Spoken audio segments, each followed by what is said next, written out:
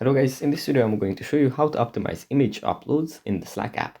But before that, don't forget to subscribe and leave a comment down below, because at 10,000 subscribers I'm going to show you my whole YouTube revenue statistics and growth strategy.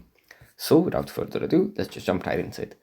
First we have to open up the Slack app, and here it opens up in the home menu where we have our channels, direct messages and the teammates. From here we have to go into the top right corner and tap on the person icon, then go into preferences. And then if you scroll down under the advanced section, we find optimize image uploads. We can tap on the button next to the text to turn it off or turn it on.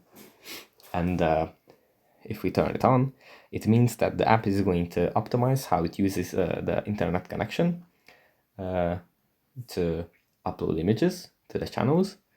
And by turning it on, we can minimize the internet usage. So that's pretty much it for this video. Hope it was helpful for you guys, and I'll see you in the next one.